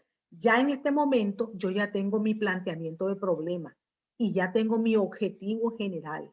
Por lo tanto, tengo claridad de por dónde puede ir mi investigación, cuál puede ser la ruta. Ahora, en las hipótesis, los conceptos vienen a ser las variables. Mi hipótesis general dice que existe una relación significativa entre la motivación y el desempeño laboral de las enfermeras del hospital X. Entonces ahí los conceptos básicos son mis variables, motivación y desempeño laboral. Y las variables en este sentido, ¿verdad? Decimos que pueden llegar a medirse de forma cuantitativa o cualitativa. Por eso es que cuando hablamos de que en la investigación existe algo que se llama matriz de operacionalización de variables o operativización, le llaman otros expertos. En esa matriz existe normalmente se ubica una columna que se llama escala. Entonces, yo tengo que decir si mi variable la voy a medir cualitativa o cuantitativamente. A eso se refiere el hecho de que la dimensión y la variable pueda ser medible. Rescatamos aquí las variables. Las variables, de acuerdo a la estructura, pueden ser de tres tipos, dijimos. Independientes, que es un elemento que se explica por sí solo. La dependiente, que es la que, como su nombre lo dice, va a depender de la variable anterior. Y existe un concepto que no es nuevo, pero que muy poco se usa, que es la variable interviniente. Esa variable interviniente está asociada de forma indirecta con el foco de investigación. Es decir, si yo realizo una investigación en un colegio, esa es mi variable interviniente. Yo puedo realizar esa misma investigación, ese mismo tema de investigación, lo puedo desarrollar en otro colegio o en otra ciudad y los resultados pueden ser similares o pueden ser completamente distintos. ¿Por qué? Porque la variable que interviene genera cambios en los resultados.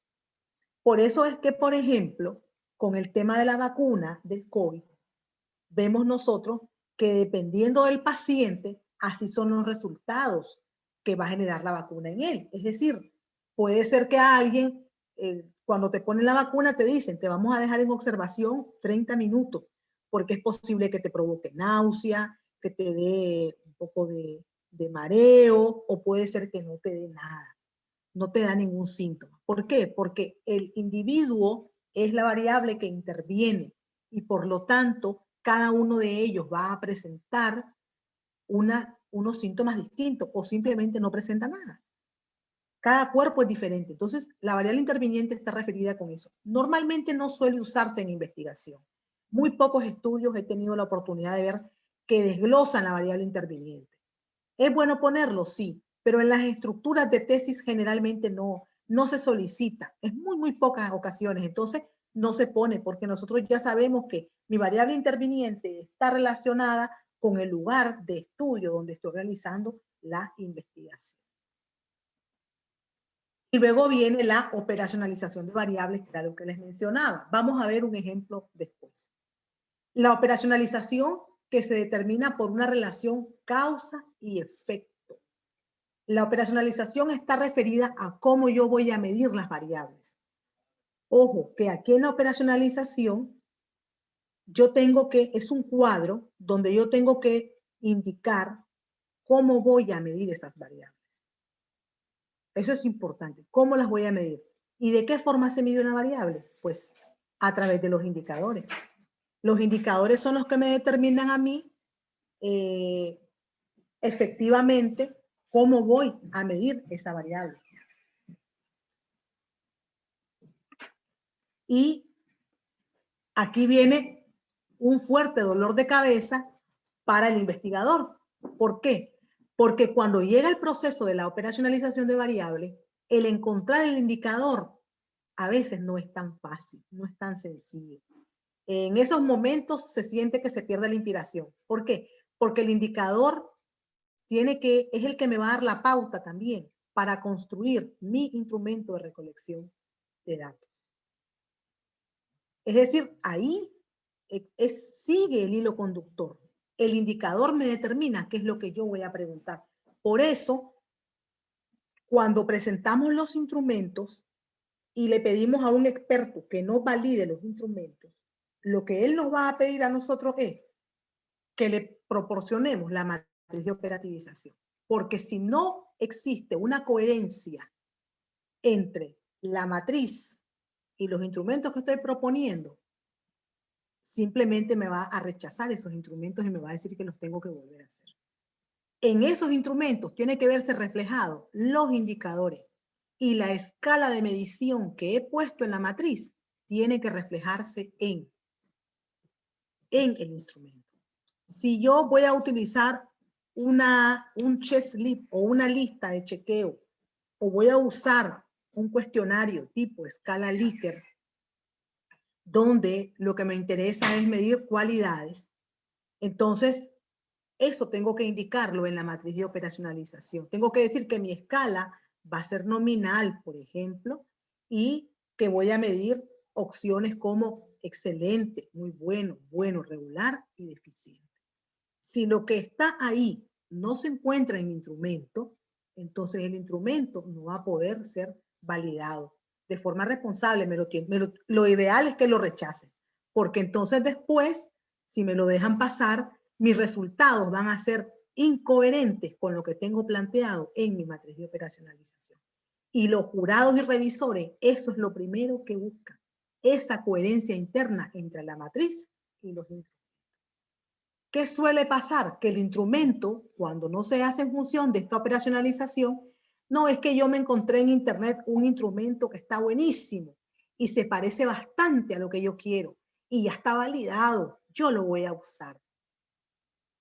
Lo uso, está bien, ya está validado, no necesito que me lo validen, yo lo uso. Pero ¿qué ocurre? Que yo no he tomado en cuenta que no está de forma coherente, no tiene una coherencia interna con mi operacionalización de variables. Y entonces me doy cuenta también que no responde a mis objetivos. O que hay partes de los objetivos donde se quedan vacíos. Entonces, ¿qué me correspondería? Y esa es una pregunta que la dejo, ¿verdad? Un poco al aire para consideración de ustedes. En este caso, me correspondería, lo lógico o lo más sano sería que volver a hacer el instrumento y volver a hacer mi trabajo de campo o reparar y reconducir los objetivos. Ese es un momento bastante difícil que el investigador tiene que considerar muy buenamente, porque implicará rehacer su investigación en la mayoría de los casos, ¿verdad? Entonces, un poco eso es la operativización. Entonces, aquí lo estamos viendo en concepto, vamos a ver después la tabla en ejemplo. La operacionalización de variables tiene una definición teórica, tiene una definición real y tiene indicadores. Lo que llamamos la definición conceptual. El concepto, tengo que colocar el concepto de mi variable. Tengo que colocar la definición operacional, decir para qué me sirve esa variable. Pero ojo aquí, no hay un formato estándar para la operativización. Algunas universidades te solicitan que el formato tenga variable, definición conceptual, definición operacional, dimensiones, indicadores, escala. Otros no te piden eso. Otros te dicen no. Solo lo que queremos es la variable, la definición operacional, las dimensiones y los indicadores. No te piden escala. Otros no te piden las dimensiones, sino los indicadores y la escala. Entonces, depende mucho de la estructura de cada universidad. Pero lo que casi siempre te van a pedir, es muy difícil que no te lo soliciten, es que haya una columna de indicadores, porque los indicadores son los que le van a dar la pauta a la construcción de los instrumentos. Y hasta ahí tenemos esta presentación de hipótesis y variables. Vamos a compartirles entonces ahora el ejemplo de esa hipótesis y esa variable, ¿verdad? Para que podamos verlo desde la práctica también. Permítanme un momentito.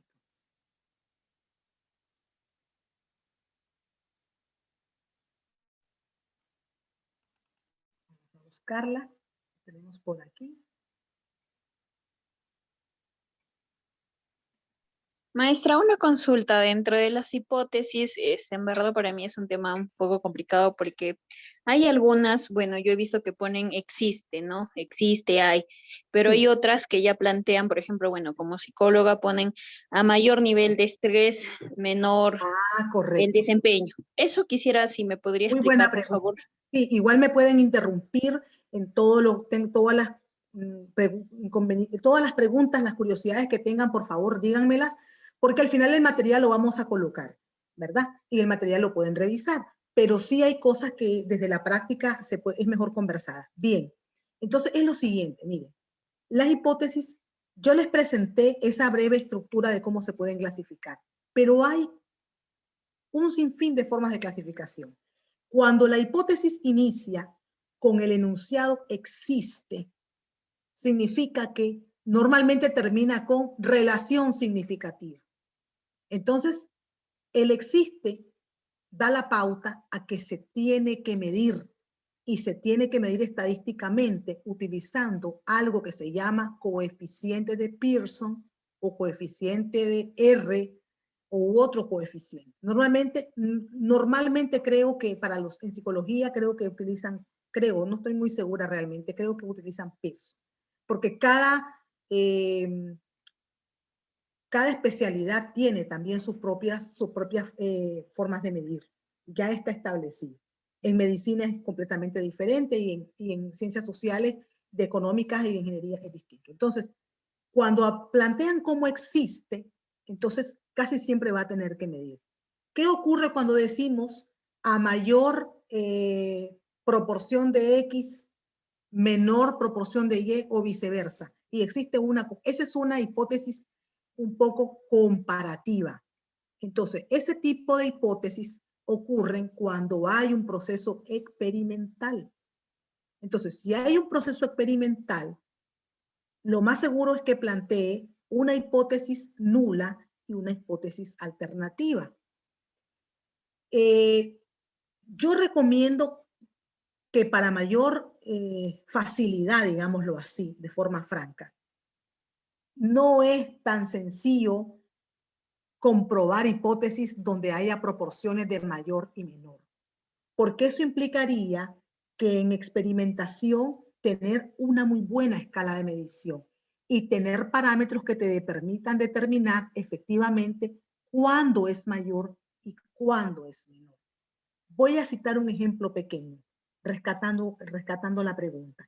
Si, por ejemplo, yo estoy haciendo un estudio sobre alcoholismo, yo sé que hay muchos estudios sobre alcoholismo, pero el alcoholismo está asociado a un sinfín de elementos. Han hecho muchas investigaciones sobre ese tema, pero a mí me interesa la relación que existe o la conexión que existe entre el alcoholismo, por ejemplo, y los factores de resiliencia familiar. Entonces, si yo planteo y digo, por ejemplo, cruzando un poco variables que pueden sonar disparatadas en este momento, que a mayor resiliencia personal, menos propensión al alcoholismo. Yo tendría que tener, de hecho, miren qué interesante, 2 instrumentos. Uno que mida la resiliencia y otro que mida el alcoholismo. Y de esos 2 instrumentos tengo que hacer uno solo para comparar proporcionalmente uno en función del otro. Porque no voy a encontrar un instrumento que me mida las 2 variables de forma proporcional. En otras palabras, me estoy metiendo en una investigación sumamente hermosa e interesante, pero también una investigación que tiene un interesante nivel de complicación. Entonces, si yo voy a tener el tiempo, voy a tener la dedicación y el apoyo incluso profesional, estadístico, para poder hacer un análisis un poco más profundo. Porque aquí no solamente se trata, cuando hablamos de hipótesis de esta magnitud, de hacer correlación de variables, estadísticamente hablando. No, se refiere a hacer pruebas de significancia y hacer otro tipo de pruebas para saber el peso específico de una variable con relación a la otra. Entonces, por eso es que este tipo de hipótesis no son tan comunes en todas las especialidades, en algunas más que en otras. Y suelen ser más comunes las que mencionó al inicio la joven que que participó. El existe, porque el existe implica que hay una relación entre variables y entonces, pues, bueno, perfecto. Yo lo que hago es que en un mismo instrumento segmento el instrumento y hago parte 1 la primera variable, parte 2 la segunda variable. Y ahí en un solo instrumento mido ambas y correlaciono una con respecto a la otra. Y la hago en un instrumento cerrado, facilito. La gente solo va marcando, va encerrando, va chequeando ahí con cuál es su respuesta favorita y al final yo tengo un instrumento facilito de medir y determino la relación de una con respecto a la otra.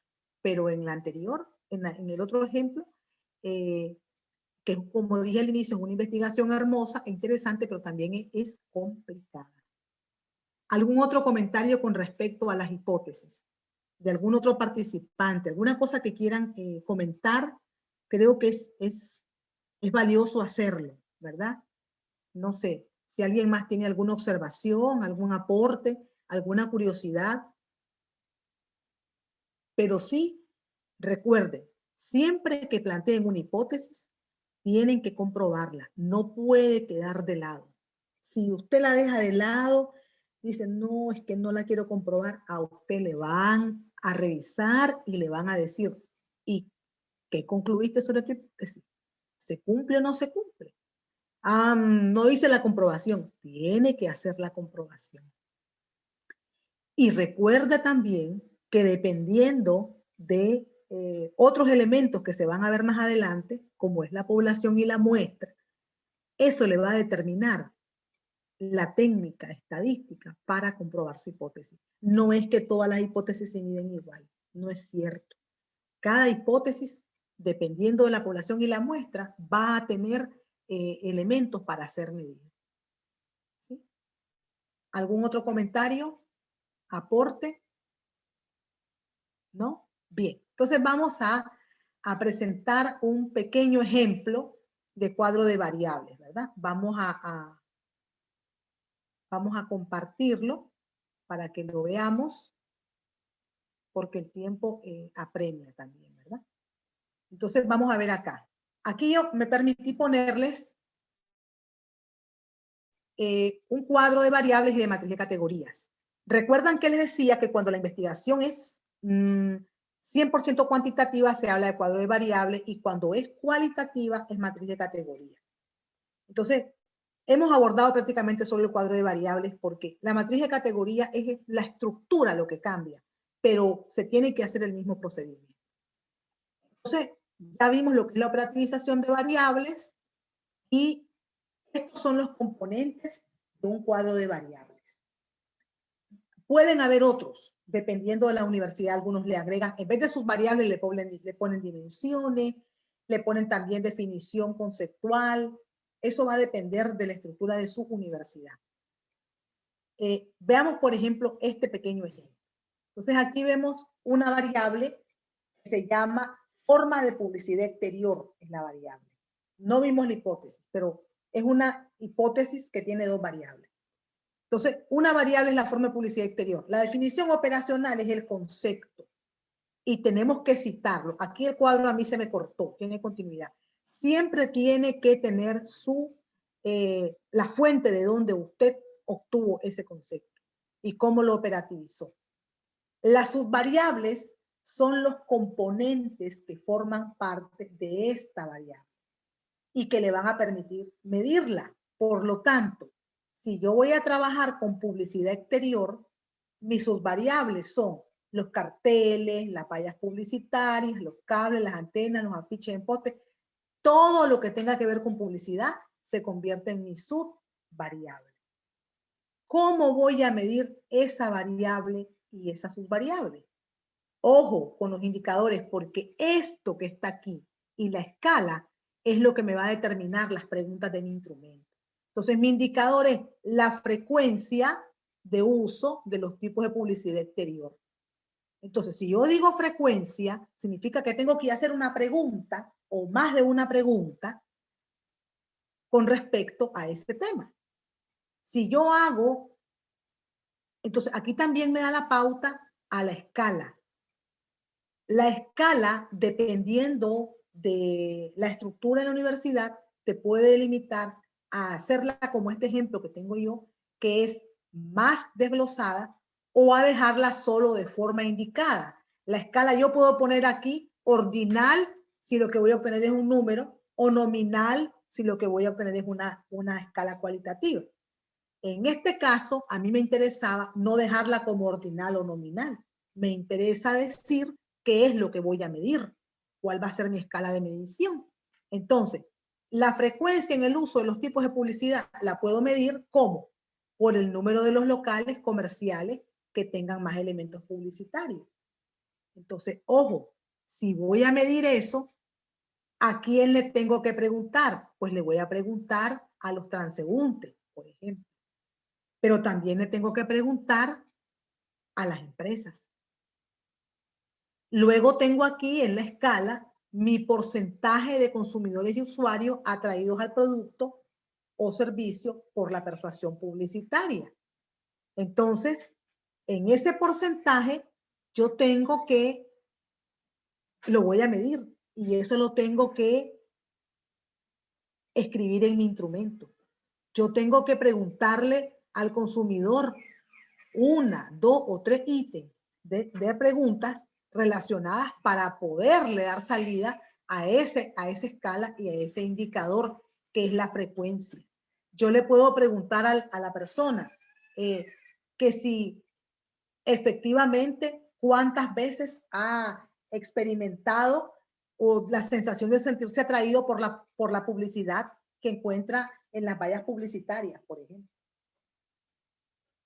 ¿Con qué frecuencia? Entonces, él tendrá que decir si lo va. Entonces, ahí yo describo si hago una escala ordinal o una escala nominal, pero eso es al momento de que se haga el instrumento. Luego aquí, una continuación, aquí tengo la segunda variable, creo, porque la primera variable es la forma de publicidad exterior, y aquí mi segunda variable es la contaminación acústica. Entonces, tengo mi definición y tengo mi subvariable. Las causas de la contaminación visual y acústica publicitaria. ¿Cuáles son mis indicadores?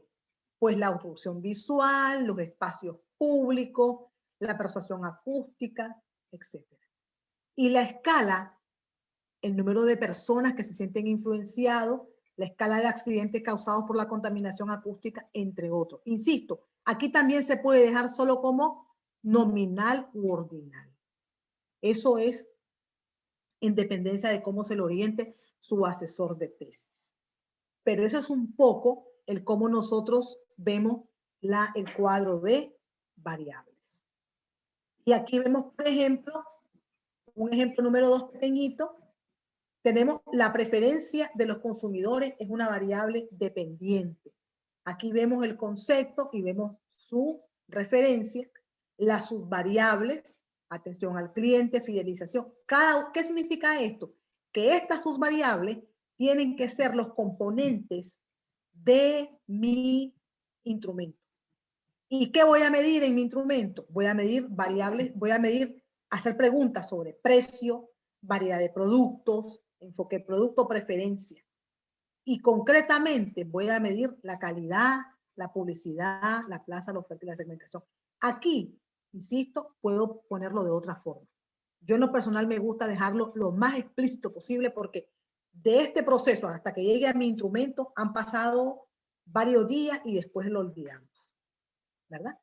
Entonces, un poco ahí tenemos esos ejemplos. Aquí tenemos entonces la variable independiente, la preferencia de los consumidores, y aquí tenemos la gama de productos, y así sucesivamente. Si ustedes se percatan, en esta parte entre las subvariables, los indicadores y la escala, ahí tenemos una riqueza para poder hacer las preguntas que va a contener nuestro instrumento de recolección de datos. De forma tal que yo le voy a dar salida a mis objetivos. ¿Por qué? Porque recordemos que la hipótesis sale de mi objetivo general. Mi objetivo general es el todo o es la suma de mi objetivo específico.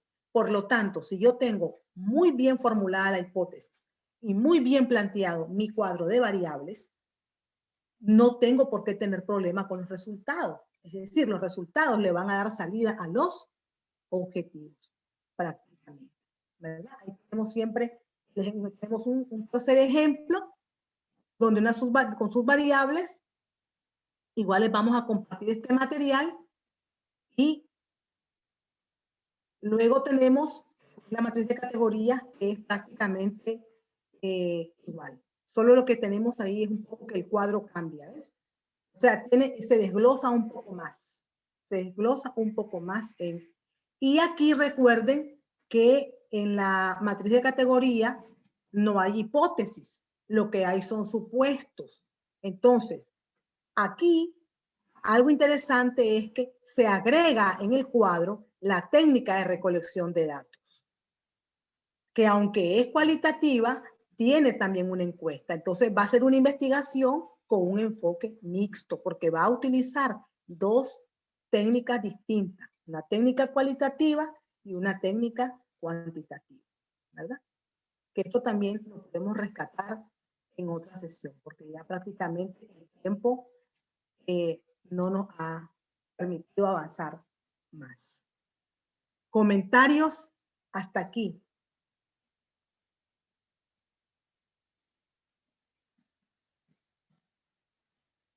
Si se dan cuenta, iniciamos el día de ayer hablando de la idea y del problema, de la delimitación.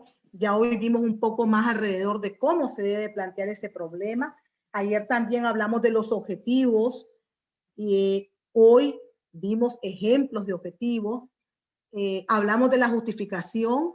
No vimos ejemplos concretos de justificación, pero sí hablamos de los párrafos que la componen y logramos entrar al tema de la hipótesis y las variables y el cuadro de variables. Bien, entonces creo que de esta manera terminaríamos esta segunda sesión. Invitarlos a que perseveren en el curso y cualquier detalle. Yo recibí un comentario, no lo pude responder al día de hoy, pero voy a responderle. Hay una persona que muy amablemente me escribió con respecto a un tema que le gustaría y yo le voy a responder a través del WhatsApp. Espero hacerlo hoy por la noche. Cualquier detalle pueden hacerme las consultas, cualquier inquietud, estoy a la orden. Sé que otras sesiones van a estar a cargo de otros compañeros de trabajo, pero en lo que yo les pueda apoyar, con todo gusto, ¿verdad? Entonces, perseverancia en el curso y esperamos que efectivamente se pueda, ¿verdad? Seguir adelante. Hay una consultita aquí antes de irme que dice, ¿es verdad que en los estudios descriptivos no son necesarias las hipótesis? Yo creo que sí. Lo único es que la hipótesis, si el estudio es descriptivo, la hipótesis va a ser igualmente descriptiva. Y usted lo que no necesita es una batería de hipótesis, solo necesita una nada más, por efecto de rigor. Nada más. Incluso el planteamiento de la hipótesis como tal puede estar sujeta a que desee o no comprobarla. Sería interesante ver, más que la hipótesis, ver el tema. Yo creo que dependiendo también del objetivo, ¿qué persigue usted? El nivel de profundidad de su objetivo. Eso le va a determinar. Es posible que no le convenga hacer una hipótesis, sino solo una pregunta generatriz o pregunta directriz, que se le llama también. Y con esa pregunta generatriz o directriz, usted no hace hipótesis y describe nada más, ¿verdad? Y describe y eso le da forma para explayarse y para no estar tan atada a los temas estadísticos. ¿Sí? Espero haber respondido la pregunta que estaba puesta en el chat. Entonces, agradezco nuevamente a los participantes, ánimo, perseverancia y espero compartir con ustedes los materiales y cualquier duda quedo a la entera disposición. Buenas tardes.